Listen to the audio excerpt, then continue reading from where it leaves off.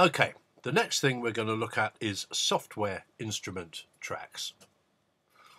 If I go track, new, one, new, software instrument, hit create. A new track appears in the arrange window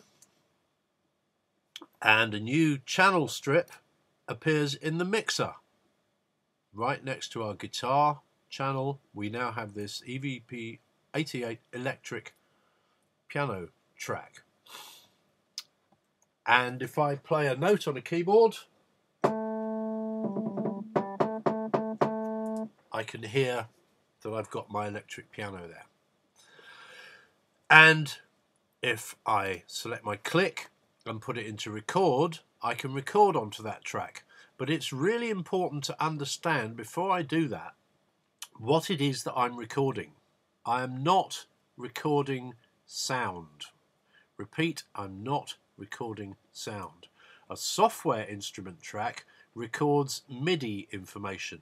If you don't know what MIDI is, go and watch my video, An Introduction to MIDI, and then come back and pick up on this video. So, we are not recording sound, we are recording MIDI information. Every time I press a key, excuse me, on my keyboard, a number gets sent into the computer and Logic records the number, not the sound. And I'll prove this to you in a minute. But first things first, let's hit record.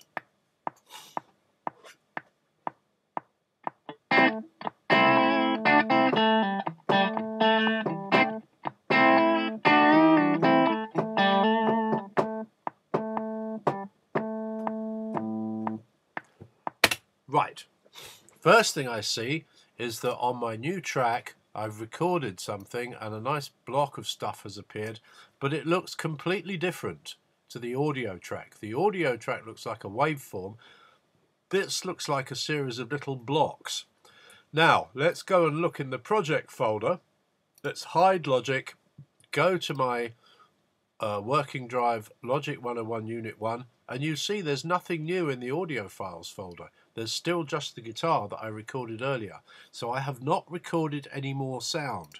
What have I recorded then? Just for simplicity's sake, I'm just going to cycle it around those bars. I'm going to mute the guitar and I'm just going to let it play.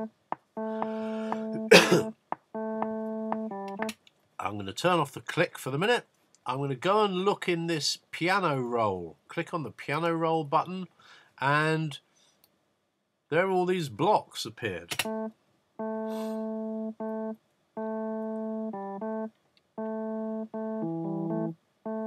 And if I click and hold on one of them, it shows me that this is a note of A2 and I can actually move it. You see it lines up with the A on the piano keyboard here. What happens if I go back to the beginning and select one of these notes? Let's take the first one and shift it so that it's an A sharp or a B flat. That's not what I played. I've gone and changed it afterwards. I'll move it back to be an A. And if you look at this bar here, I actually played a couple of wrong notes here.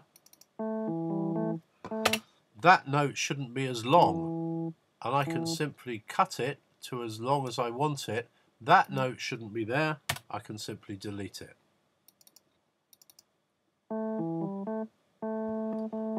Notice also that some of them are a little ragged in terms of their timing. Look, that one's a bit late.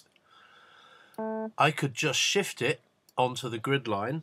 I could also select them all by going Apple All and then using the quantize function up here, quantize them all to the nearest 16th note. That means it will shift all of the notes onto the nearest grid line. Watch the piano roll display when I hit quantize. Bingo. And now they'll be absolutely bang in time. I can go back to my mixer Let's make the guitar a little quieter.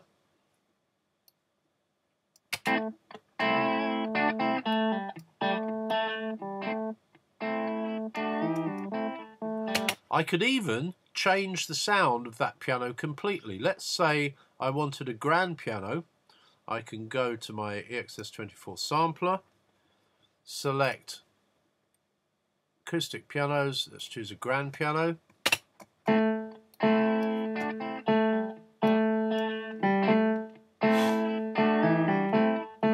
I could even choose a sound that's not even a piano. Let's take some brass.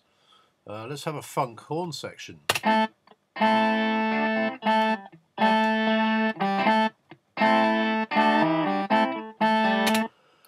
Okay, so to recap, I have not recorded sound. I've created a new software instrument track, and then I've recorded MIDI notes onto it that I can then change and shift around, edit in any way that I like. It is different to recording sound. Okay.